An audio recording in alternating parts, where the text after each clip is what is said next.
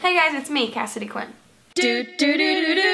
Cassidy Quinn. So this week, some bad things happened.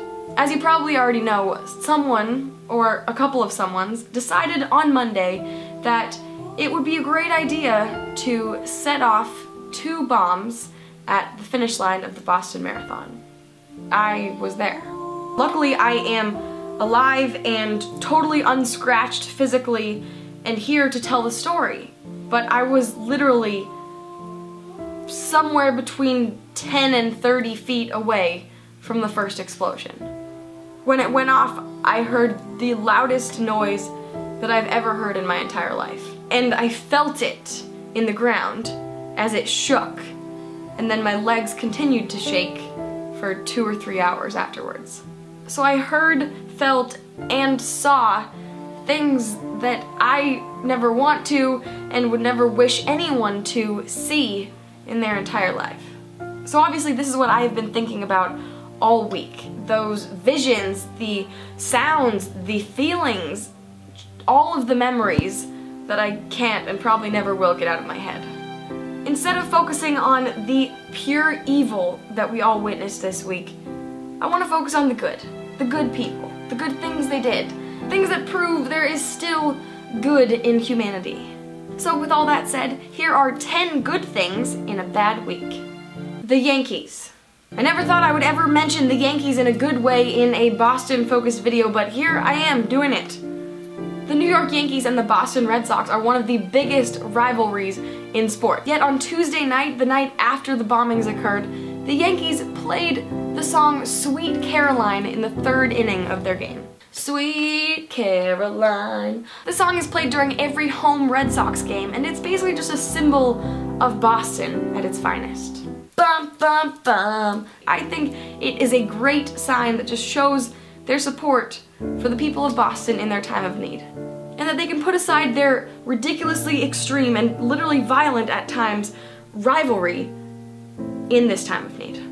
Good times never felt so good. It was just really thoughtful and classy and great. I liked it. So good, so good, so good. Also on the subject of sports, the Boston Bruins. On Wednesday night, they played the first Boston home sports game since the marathon. And at the beginning of the game, they played this video that I keep watching over and over again, and every time I watch it, it just brings tears to my eyes of sadness and happiness and fear and just all of the tears. All of them. Pictures of Bostonians in the crisis, after the crisis, supporting each other, all to Philip Phillips' song, Home. And the main message that I took from the video is the line in the song that goes, "Just know you're not alone." Those 5 words just really meant a lot to me. It just really means that you are not alone. There were thousands of people there affected by this, hundreds of people that are injured for this, 3 people that have died from this, and then millions of other people all over the world that are there in spirit. I'll admit, it's been difficult this week to try to figure out how to react to all of this and what my feelings are and how to process all of those, but just knowing that I really am not alone in any of these feelings is good to know. Newbury Street. Newbury Street is normally a very touristy, high-class shopping area. This week, the street is so much more than that. It is the street that runs parallel right next to Boylston Street, where both bombings occurred. And right now, since you can't walk down Boylston Street, since it is still considered the crime scene, Newbury Street is the closest you can get to where everything all happened. And you'd think it would be a depressing street to walk down right now, but someone or some group of people made a bunch of posters, just handwritten, super simple, with inspirational messages on them. And they just keep making me so happy. Every time I see one, I stop and I have to take a picture because they're just great messages. So here's some of them that I've found so far. Life is good. Also on Newbury Street, there's a store that you've probably heard of called Life is Good. Life is Good company makes those t-shirts that have all kind of optimistic messages. They stencil spray painted the face of Jake, who is just the representation of life is good and all that is happy in the world, essentially, all over Newbury Street. You walk for about 20 steps and then you'll see Jake's face there on the sidewalk. And then you walk another 20 steps or so and see Jake's face there again on the sidewalk. And it is just a lovely, friendly reminder to smile, and that if you are there walking, seeing these faces on the ground, you should smile. And life is good, because you have your legs to walk on, and you are alive. T-shirts for everyone! There's a bunch of people who have very quickly designed t-shirts about the event in support of the people who are suffering from the event.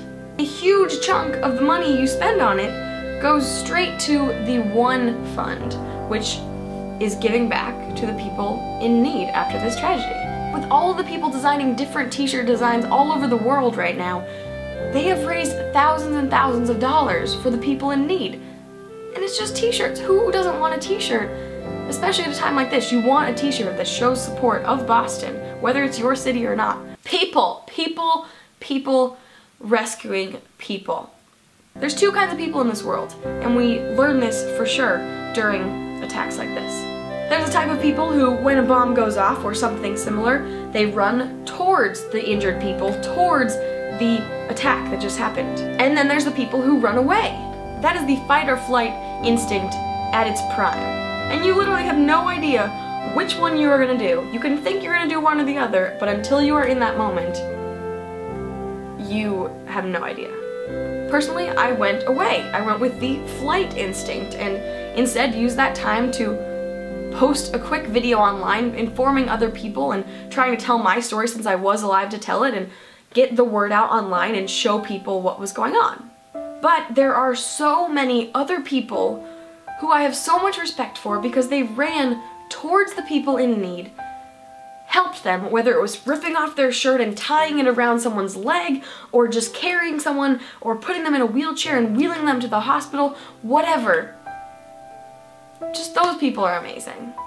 They truly are heroes. There's the guy in the cowboy hat who was handing out American flags at the marathon, and then the minute the bomb hit, he focused on one person and one person only because he saw a guy in the middle with his shirt on fire. So he pats down the guy so he's not on fire anymore, then notices that this guy named Jeff Bauman has lost the bottom of both of his legs, so he rips off his shirt, ties his shirt around Jeff's leg, and then makes sure he gets to the hospital, and Jeff is alive. That is just amazing. It is seriously people like that that give me faith for the world. Sharing really is caring. Google actually made a public spreadsheet where thousands of people within 24 hours started posting that they would share their homes, how many people they could host on their bed or their futon or their couch. Runners kept running. Some of the marathon runners finished running their 26.2 miles, crossed the finish line after the attacks, and kept running to the Massachusetts General Hospital to donate blood. To keep running and go donate blood when you are feeling so weak and probably dehydrated and just all kinds of things, to go save people's lives. I mean, the American Red Cross literally had to tweet out later that day that they had enough blood and that people didn't need to come donate blood anymore that day because they had enough. Because of people like that. No more hurting people. Peace. Unfortunately, as I mentioned before, and as you guys probably already know, 3 people did tragically die in these attacks, and one of them was an 8-year-old boy named Martin Richards. And it is obviously so tragic that his family and everyone and the world lost him at such a young age. But the thing is, while Martin has died, his legacy is living on. There is a picture of Martin that has been floating around of him holding a sign that says, "No more hurting people. Peace." And that image is so powerful. I mean, just stare at it for a second. I'm not even gonna say anything.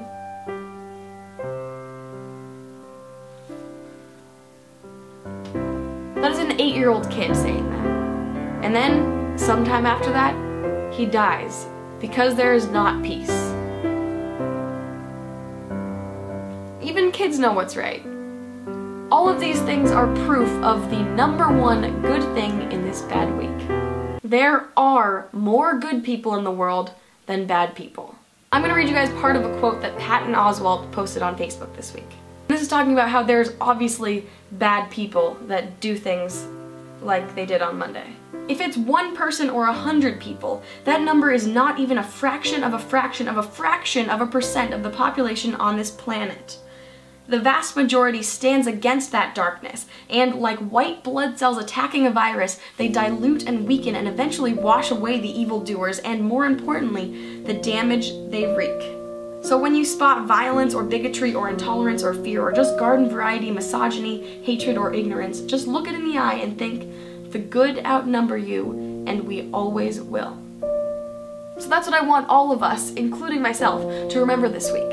Although there are terrible, bad, evil, terrifying people out there in the world, there are so many more of us who are good. So I hope that helps you guys get through whatever you're going through this week, and just remember to smile, because you are alive if you are watching this video, and that is something to be grateful for. Also, I just want to say thank you to all of you who have sent me kind words and checked in to make sure that I'm doing okay on Twitter, YouTube, Facebook, just all over the internet. It really does mean a lot to me, so thank you. And I really do hope that all of you guys are doing okay. I hope that no one you know or are related to or yourself was injured this week, and my thoughts are with everybody who was. So I'll see you guys next week. I hope you have a good week, truly.